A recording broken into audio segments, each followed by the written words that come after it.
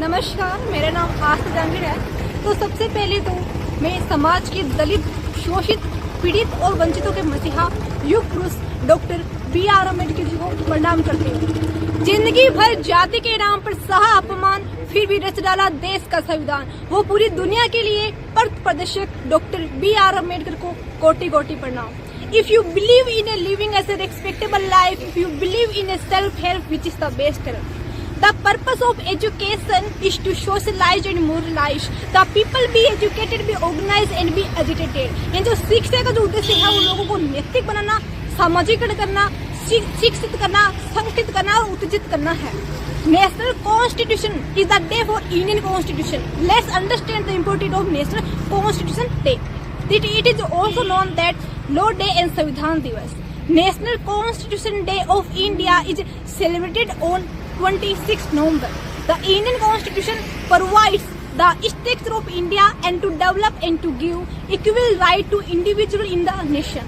The day is celebrated to remember the adoption of Constitution.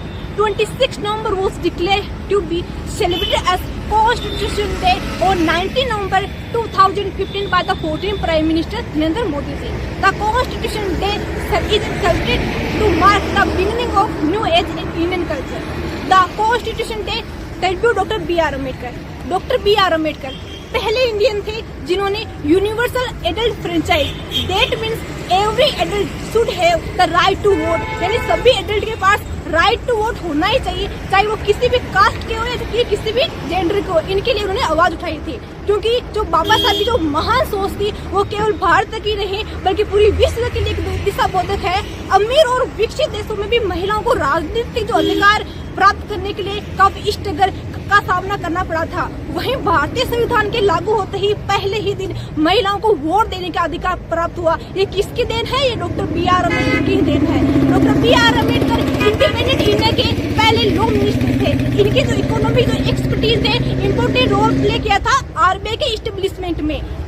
अगर doctor B.R. Ambedkar अगर ये इंसान नहीं होते तो ना ही RBI ने रिजर्व बैंक ऑफ इंडिया बनता और ना ही इंडिया कॉन्स्टिट्यूशन इतना स्ट्रॉन्ग होता। इंडिया में इंडिपेंडेंस से पहले रुपये बहुत वोलेटाइल था। फॉर एग्जांपल, अगर दिल्ली में 1 रुपए में 2 लीटर दूध मिलता है तो वहीं मुंबई में 1 रुपए में 1 लीटर ही दूध मिलता था। इसलिए सन 1923 में डॉक्टर B.R. अम्बेडकर ने एक पुस्तक लिखी थी जिसका नाम था द प्रॉब्लम ऑफ रूपी, जिसमें इंडिया कुछ मॉनेटरी सिस्टम एंड कुछ प्रॉब्लम एंड सोल्यूशन देता एंड ब्रिटिश गवर्नमेंट को ये प्रपोज किया था कि इंडिया करेंसी को मैनेज करने के लिए एक सेंट्रल बैंक बनाई। और आगे उन्हीं की वजह से सन 1935 में एक जो बैंक बनी थी जिसका नाम था भारतीय रिजर्व बैंक ऑफ इंडिया, जिसमें इंडिया की जो मॉनेटरी सिस्टम है वो स्टेबल हुई थी और उनकी वोलेटाइल है वो कम हो गई थी। आगे इंडिया कॉन्स्टिट्यूशन बनाते समय उस वक्त 60 कंट्री को जो लॉ थी उनको डॉक्टर B.R. अम्बेडकर ने बहुत बारीकी से पढ़ा था और इंडिया के लिए क्या सही है ये देखकर ही उन्होंने 1.5 वर्ष में इंडिया का कॉन्स्टिट्यूशन बना डाला।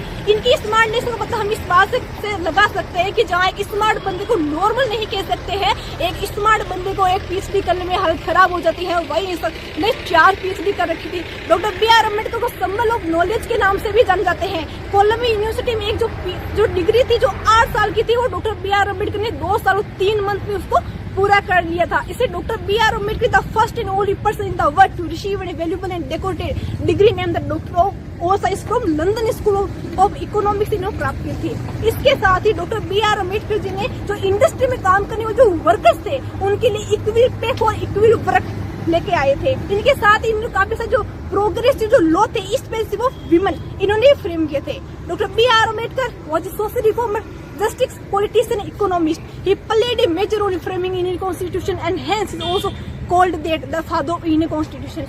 इसके साथ जो लेबर का जो वर्किंग जो टाइम था जो 12 घंटे का था उनको कम करके इन्होंने 8 घंटे में ही उसको कन्वर्ट कर दिया था। Before doctor B.R. Ambedkar no basic human rights, before doctor B.R. Ambedkar practice caste discrimination, then Dr. B.R. Ambedkar introduced our constitution to protect that all the right to dignity and pride. जब doctor B.R. Ambedkar द्वारा बनाया गया जो Hindu code bill था उसको पंडित जवाहरलाल नेहरू ने reject कर दिया था, तो डॉक्टर B.R. अम्बेडकर ने लॉ पद से रिजाइन कर दिया था, क्योंकि उनके द्वारा बनाया गया जो हिंदू कोड बिल था वो महिला के इक्वल राइट्स के बारे में बात करता है।